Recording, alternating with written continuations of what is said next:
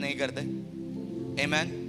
हम ईसाई धर्म के ईश्वर की आराधना नहीं करते हैं, हम इस जगत के उद्धारकर्ता की आराधना करते हैं। आमेन। चाहे किसी भी धर्म का हो, हिंदू, मुसलमान, सिख, ईसाई, बौद्ध, यीशु मसीह सबका परमेश्वर है। हालेलुया। और आज की सुबह एक अद्भुत सुबह होने जा रही है। आमेन। हालेलुया। अब दीदी कहते हैं एबी को जरा मैं बुखार डाल दूं और चेक तो करूं ये मुझसे प्यार करता है या नहीं, जरा मैं इसकी परीक्षा ले लूं। नहीं, एक अच्छी माँ कभी भी, आप जानते हो अगर इस बच्चे को कुछ भी तकलीफ होगी ना, इससे पहले इसकी माँ को होगी या इसके पिता को होगी। आपको भी जब तकलीफ होती है तो आपसे पहले आपके पिता को होती है। आमेन। जिसका नाम प्रभु यीशु मसीह है। लेकिन परमेश्वर अपने वचन से बंधा हुआ है। किस वचन से? देखते हैं लूका 10 और उसका 19 पढ़िए। लूका 10 और उसका 19 जी। देखो, हाँ, मैंने तुम्हें सांपों और बिच्छुओं को रौंदने का, आमेन, और शत्रु की सारी सामर्थ पर अधिकार दिया है। कितनी सामर्थ पे? कितनी सामर्थ पे? इसका मतलब बुखार पे भी अधिकार दिया है, कैंसर पे भी दिया है, जादू टोनों पे भी दिया है, दुष्ट आत्माओं पे भी दिया है। हर एक सामर्थ, शत्रु की जितनी ताकत है, जितनी भी ताकत है, उन सबके ऊपर आपको क्या दिया गया है? अगर आप इफिसियों की पत्री देखोगे, आमेन, और वहां पे कुछ हथियारों की बात करी गई है। Okay, hallelujah. और अगर आप वो हथियार देखो तो ऐसा लिखा है झिलम, ढाल, तोप, जूते। आपकी पीठ के लिए कोई भी सुरक्षा दी नहीं गई है, सब फ्रंट के लिए दिया गया है। तोप दिया गया है, वचन की तलवार दी गई है, पांव के लिए जूते दिए गए हैं, और धार्मिकता की झिलम आपको दी गई है। हालेलुया। लेकिन पीठ के लिए आपको कोई भी सुरक्षा नहीं दी गई। जानते हैं क्यों? क्योंकि परमेश्वर जानता है आप में इतनी ताकत है कि आप जब भी हम किसी चीज से भागते हैं तो हम क्या दिखा के भागते हैं? सच बताऊं, आप पीठ दिखा के भागने वालों में से नहीं हो। आमेन। आप शैतान का सामना करने वालों में से हो, उसे गिराने वालों में से हो। हालेलुया। आमेन। आप हालेलुया एक सामर्थी आदमी हो। अपने आप को कमजोर समझना छोड़ दीजिए। आमेन। भूल जाइए कि आप एक विकेट है, आप एक कमजोर आदमी है, वीक व्यक्ति है। आप एक सामर्थी व्यक्ति। बोलो पड़ोसी, मैं एक सामर्थी व्यक्ति हूं। बाइबल कहती है, क्या कहती है? एक धर्मी व्यक्ति की प्रार्थना प्रभाव को डालती है। आपकी प्रार्थना आपके लिए सामर्थ को प्रोड्यूस करती है। आमेन।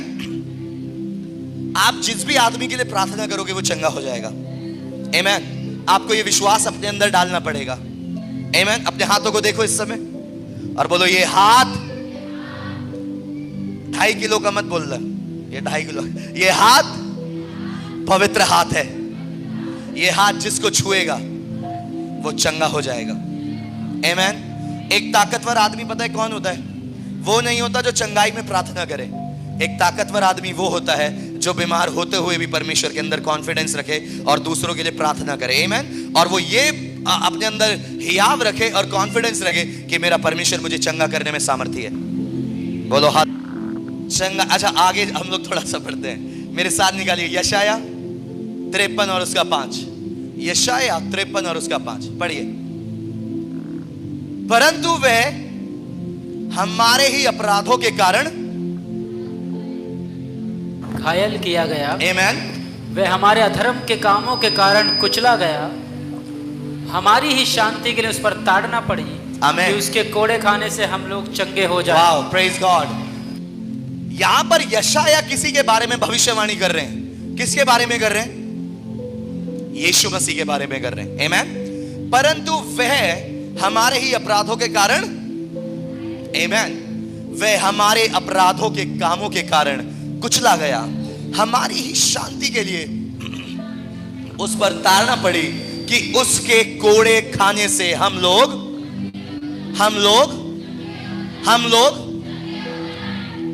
ये वचन कई लोग इसको क्या करते हैं? फिजिकल हीलिंग के लिए इस्तेमाल करते हैं, शारीरिक चंगाई के लिए। लेकिन ये वचन कभी शारीरिक चंगाई के लिए है ही नहीं। इसको आज गौर से पढ़िए आप। मैं जानता हूं आप लोगों ने बहुत बार इसको घोषणा करिए, यीशु के कोड़े खाने से मैं चंगा हो गया, यीशु के कोड़े खाने से मैं चंगा हो गया। हालेलुया। अगर आप इसको अंग्रेजी में लिखा है तो वहां पे लिखा है श्योरली, निश्चय वो हमारे सब अधर्म, दुख, पापों के लिए और रोगों के लिए। असली ट्रांसलेशन में जब आप निकालोगे इसको तो निश्चय वो हमारे दुख, निश्चय उससे हमारे दुख और दर्दों को अपने ऊपर उठा लिया और अधर्म और रोगों को आप जानते हो, परंतु वह हमारे ही अपराध। आप मुझे बताइए अपराध क्या प्रोड्यूस करता है? एक अपराध, आप एक कुछ गलत काम, आप व्यभिचार कर रहे हो, वो क्या प्रोड्यूस कर रहा है? वो क्या चीज को उत्पन्न कर रहा है? वो पाप को उत्पन्न कर रहा है। आमेन। वो पाप को उत्पन्न कर रहा है। यहां पर यशाया, और जब एक और वचन पढ़िए, पहला पतरस 2 और उसका 24। वह आप ही हमारे पापों को अपनी देह पर लिए हुए क्रूस पर चढ़ गए। किन चीजों को उसने ले लिया? किन चीजों को? पापों को। पाप एक स्पिरिचुअल चीज है, ध्यान से सुनना। एक आत्मिक स्तर की एक चीज है, आत्मिक दुनिया की एक चीज है। क्या? पाप। इसका मतलब हर एक बीमारी जो उत्पन्न हो रही है वो किसके द्वारा हो रही है? आमेन। हर एक बीमारी। आज लोग ओबेसिटी के शिकार है। ओबेसिटी समझते हैं आप लोग? हमारे बीच में डॉक्टर साहब बैठे हुए हैं, उनको पता होगा। या मोटापा, राइट? ओबेसिटी ग्रो हो रही है लोगों में। हालेलुया। प्रभु का धन्यवाद हो, मेरी कम हो रही है। आमेन। हालेलुया। और मैं ये प्रार्थना करता हूं आपकी भी कम हो जाए। आज जब मैं एक बार प्रभु से पूछ रहा था, परमेश्वर आज लोग बीमार क्यों हैं? आमेन। परमेश्वर ने मुझे 2 बातें बताई हैं। पहली बात, परमेश्वर ने कहा ये शरीर क्या है? परमेश्वर का मंदिर है। आमेन। और इसमें परमेश्वर वास करता है और आपको इस मंदिर का ध्यान रखना बहुत ही ज्यादा जरूरी है। आमेन। आज लोग क्या कर रहे हैं? अंड शंड कुछ भी खा जाते हैं। इतना खाओ जितना पेट में आए, है ना? जलेबी खा रहे हैं तो 1 किलो खा गए। रसगुल्ला खा रहे हैं तो पूरा डब्बा खा गए और पड़ोसी का और खा के चले गए। किसी के घर चिकन बने तो सूतम सा अंधाधुंध खाए जा रहे हैं। आमेन। बिरयानी चल रही है तो चल रही है, जब तक ये यहां ना आ जाए। लिवर किसका डैमेज होगा? आपको इस शरीर का ध्यान रखने के लिए बोला गया है। आमेन। अब आप कहोगे इसका पाप से क्या लेना देना? बाइबल कहती है लालच एक पाप है। जब आप खाना लालच में खा रहे हो तो आप पाप को जन्म दे रहे हो, और पाप की मजदूरी। आमेन। समझते जाना, बहुत ध्यान से सुनते रहना। रिफाइंड चल रहा है तो मैं मुरादाबाद में एक परिवार में गया। मैं हमेशा उनके लिए एक बात कहता हूं कि वो 2 सब्जी बनाते हैं, एक तो तेल होता है और नीचे सब्जी होती है। निरा रिफाइंड तैरता रहेगा ऊपर, और फिर कहते हैं जब तक हम तेल ना पड़ा हो तब तक तो मजा कहां है। हेल्दी खाओ उतना। प्रभु ने तो कहा है जहर भी पी लोगे तो कुछ भी तुम्हारा ना होगा, तो पी के देखो फिर पता चल जाएगा। प्रभु ने कहा है अगर तुम धोखे में जहर पी लो तो भी उससे तुम्हारी हानि। ये नहीं कहा कि जबरदस्ती की लाओ जरा 2 किलो सांप तोल दियो, जरा कुछ नहीं होगा, हम मर जाओगे। अपने शरीर का ध्यान रखिए। आमेन। मोटापा बढ़ रहा है, आपको पता ही नहीं है, खाए जा रहे हो। और वो बेवकूफ लोग एक डायलॉग मार देते हैं, क्या? खाते पीते घर के हैं। अभी एक भैया मुझे कह रहे थे, पास्टर जी आपकी मुंह थोड़ा सा पतला लग रहा है। पहले तो मैंने धन्यवाद दिया, प्रभु तेरा धन्यवाद।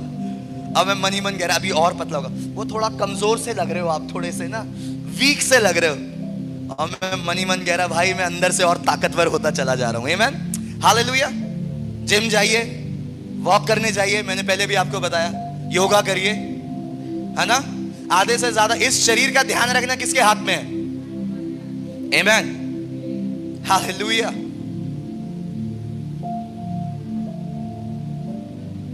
पहली बात तो प्रभु ने मुझे ये समझा दी।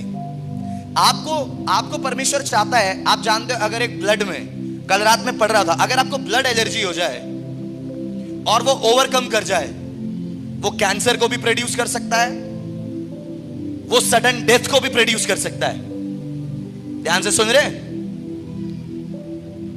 अगर परमेश्वर इतना भला है, परमेश्वर जानता है कि आपके लिए हानिकारक है, वो आपको उस चीज से सर दर्द देगा ताकि आप उसको छोड़ दो। लेकिन हम लोग लालच में आके क्या करते हैं? खाते रहते खाते रहते खाते रहते। शादी में गए तो फिर खत्म है कहानी। इतना खाएंगे और इतना, 4 आदमियों को और लेके जाते हैं, आओ चलो शादी में चल रहे हैं, बारात में चल रहे हैं, आओ चलो चलो चलो। अपनी शरीर का ध्यान दीजिए। आमेन। ईट हेल्दी, अच्छा खाइए, अपने शरीर, अच्छा सोइए। आमेन। टाइम पे सोइए। डिसिप्लिन, आपका सबसे अच्छा वर्जन अगर कुछ है तो वो एक डिसिप्लिन वर्जन है। जब आप समय से सोते हो, समय से खाते हो, अच्छा खाते हो, और आप चंगाई में जियोगे। आमेन। चंगाई, आधी चंगाई तो आपके ही हाथ में है। अब आपको पता है कि ज्यादा रिफाइंड का खाना मैं खाऊंगा तो मेरा कोलेस्ट्रॉल लेवल बढ़ जाएगा। मुर्गा ज्यादा मैं खाऊंगा तो मेरा कोलेस्ट्रॉल लेवल बढ़ जाएगा। रेड मीट में ज्यादा खाऊंगा तो कोलेस्ट्रॉल लेवल बढ़ जाएगा। तो आप उसको क्यों ज्यादा खा रहे हो? उसको कम खाओ। आमेन। प्रभु ने आपको बुद्धि दी है, इसीलिए हमेशा याद रखिए, इस शरीर का ध्यान रखो। ओके?